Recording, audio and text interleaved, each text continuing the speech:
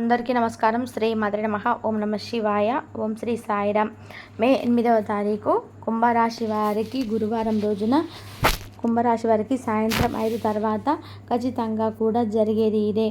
అయితే కుంభరాశి వారికి సాయంత్రం 5 తర్వాత జరిగేది ఏది? కుంభరాశి వారికి జరిగేటువంటి శుభ అశుభ ఫలితాలు ఏమిటి?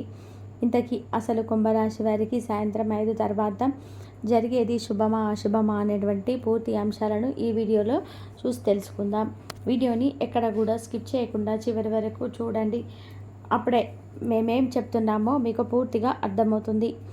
ఇక వీడియోలోకి వెళ్తే కనుక కుంభరాశి అనేది రాశి చక్రంలోని 11వ రాశి. మూల నక్షత్రం 1, 2, 3, 4 పాదాలు, ధనిష్ట 1, 2, 3, 4 పాదాలు, శతభిషం 1, 2, 3, 4 పాదాలు, పూర్వభద్ర 1వ పాదంలో జన్మించిన వ్యక్తులని కుంభరాశిగా పరిగణిస్తూ ఉంటారు. ఈ రాశి అధిపతి వచ్చేసి శనీశ్వరుడు. ఇక ఈ రాశిలో జన్మించినటువంటి వ్యక్తులకి యొక్క వ్యక్తిత్వం విషయానికి వస్తే కనుక చాలా మంచివారు. కుంభరాశిలో జన్మించినటువంటి వ్యక్తులు చాలా అంటే చాలా మంచితనాన్ని కలిగి ఉంటారు. ఎదుటి వ్యక్తులు ఎలా ఉన్నా సరే అందరినీ కూడా సమానంగా చూస్తారు. అంటే వీరికి ఉపకారం చేశారా అపకారం చేశారా అన్నటువంటి కాకుండా వీరికి మంచి చేసిన చెడు చేసిన వీరి యొక్క శత్రువులైనా సరే వీరు అందరినీ సమానంగా స్వీకరిస్తూ ఉంటారు. మంచివారైనా చెడ్డవారైనా సరే ఒకే విధానంగా చూస్తూ ఉంటారు. అలాగే వీరికి పట్టుదల తెలివితేటలు 2 అధికంగా ఉంటాయి. వాటితో వీరు ఏదైనా సరే సాధించగలిగినటువంటి ఒక కాన్ఫిడెంట్తో కూడా ఉంటారు. పట్టుదలతో పాటు వీరికి అధికమైనటువంటి తెలివితేటలు కూడా ఉంటాయి. కష్టపడే మనస్తత్వము ఉంటుంది. ఎవరైనా వీరికి సహాయం చేస్తే పొరపాటున కూడా మర్చిపోరు. వీరికి గ్రహస్థానం వచ్చేసి అగ్రస్థానంలో ఉంది అని చెప్పుకోవచ్చు.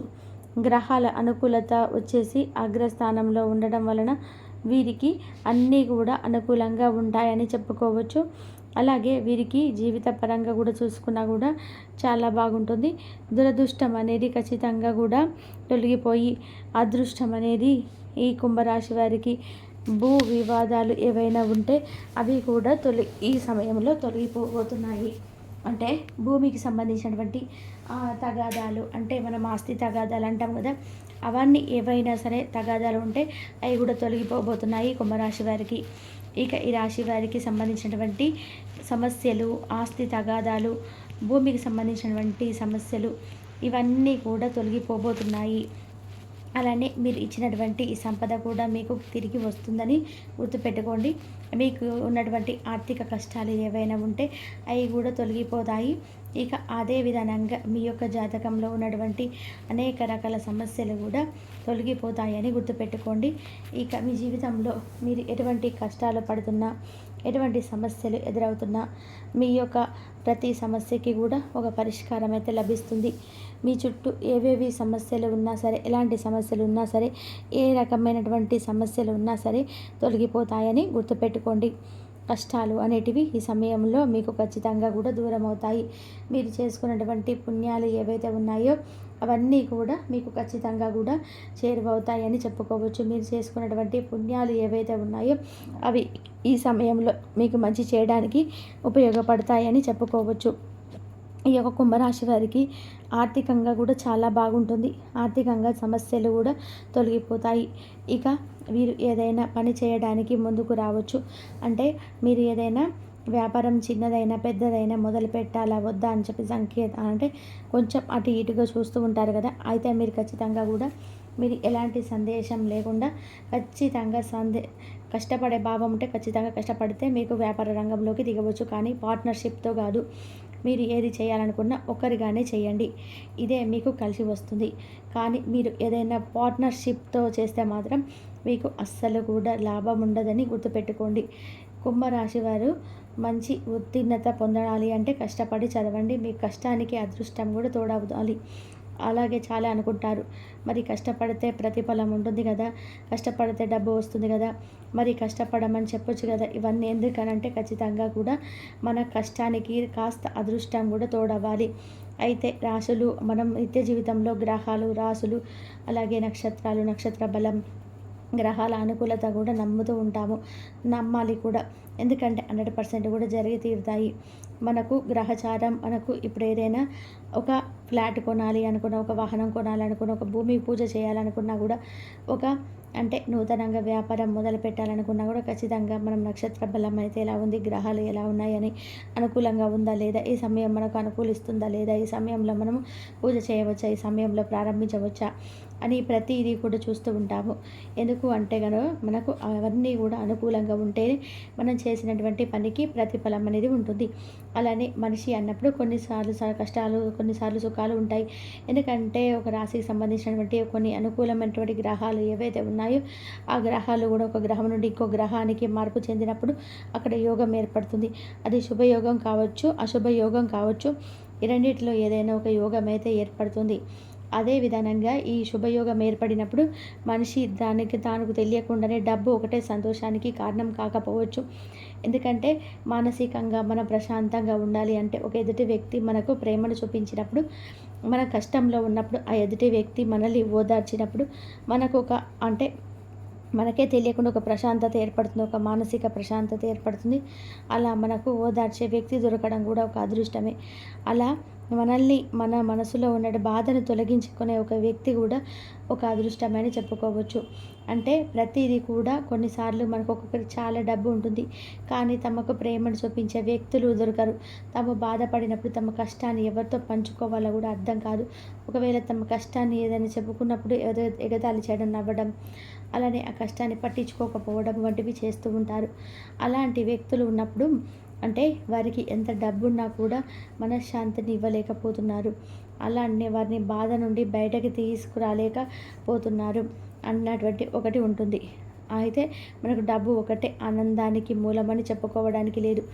అయితే ఈ యొక్క కుంభరాశి వారికి కూడా తమ మనసులో ఉన్నటువంటి భారం దించుకోవడానికి ఒక మంచి స్నేహితులు కూడా ఉంటారు.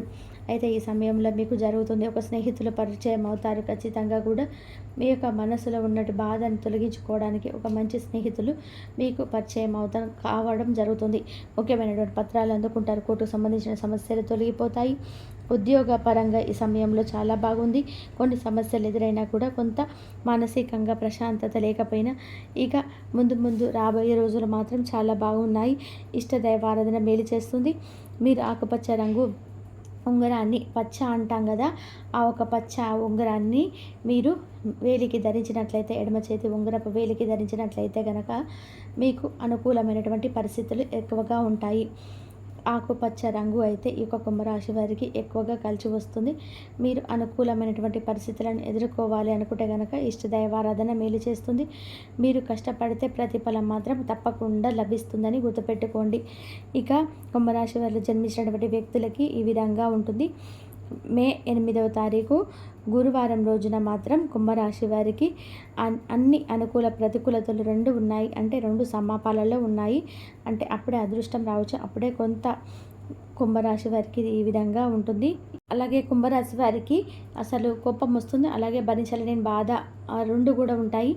ఈ కోపం ఎందుకు వస్తుందంటే ఎవరైతే నిజాయితీగా, వీరు చాలా నిజాయితీ పరులుగా ఉంటారు, ఉన్నప్పటికీ కూడా వీళ్ళను ఇచ్చగొట్టేటువంటి ప్రయత్నాలు చేస్తూ వీరి దగ్గర ఏదో ఒకటి ఆశించి మరి వీళ్ళని మోసం చేస్తూ దిశగా వాళ్ళ ప్రవర్తన ఉంటే తప్ప వీరు ఎక్కువగా కోపానికి అనేది గురికారనమాట.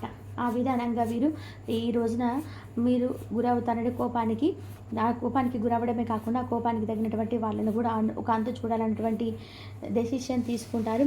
అంటే ఒకటండి, కోపంలో మనం ఎన్ని నిర్ణయాలు తీసుకున్నా కూడా కాదండి. ముఖ్యంగా మన కోపం వచ్చినప్పుడు ఏదేదో చేస్తూ ఉంటాము, అనవసరమైనటువంటి మాటలు మాట్లాడతాం, అనవసరంగా ఏదో ఒకరితో గొడవలకు దిగుతాము. ఇవన్నీ కూడా ఏంటంటే మనకు వచ్చేటువంటి సమస్యలను అయితే ఆపలేవు. కాబట్టి మన సమస్యకు తగిన విధానంగా మన కోపం అనేది కూడా కొంచెం మన కంట్రోల్ చేసుకునే విధానంగా ఉండాలన్నమాట. అప్పుడే మనమంటూ సమాజంలో అలాగే మనం ఒక ఉన్నతమైనటువంటి వ్యక్తులుగా కనిపిస్తాం. ఇక అలాగే మీకు వీలుంటే చక్కగా శివారాధన కూడా చేసుకోండి. ఎవరైతే మీ నుండి అంటే అనవసరంగా ఎవరైతే మిమ్మల్ని దూషిస్తారో, ఎవరైతే మిమ్మల్ని ఒక మాట అనాలని చెప్పి చూస్తుంటారో, ఇంకా ఎవరైతే మీ యొక్క కష్టాన్ని దోచుకొని వెళ్ళాలని చెప్పి మీ శ్రమను దోచుకొని వెళ్ళాలనుకుంటారో వారందరికీ కూడా తగినటువంటి గుణపాఠం అనేది భగవంతుడి యొక్క అనుగ్రహంతో మీరు తప్పకుండా మంచిగా మీ ప్రయత్నాన్ని మీరు చేస్తున్నప్పుడు ఎవరైనా కానీ మధ్యలో వచ్చి మీ ప్రయత్నాన్ని చెడగొట్టే విధానంగా లేదంటే మిమ్మల్ని బాధ పెట్టే దిశగా ఎవరైతే కానీ ఉన్నారంటే మాత్రం వారికి ఖచ్చితంగా కూడా శిక్ష అనేది ఈరోజు కాకపోయినా ముందు ముందు రోజులలో కూడా వచ్చే తీరుతుంది. ఇంకా చూసుకున్నట్లయితే ఇంతవరకు చూసినందుకు ధన్యవాదాలు. Please like, share, subscribe my channel.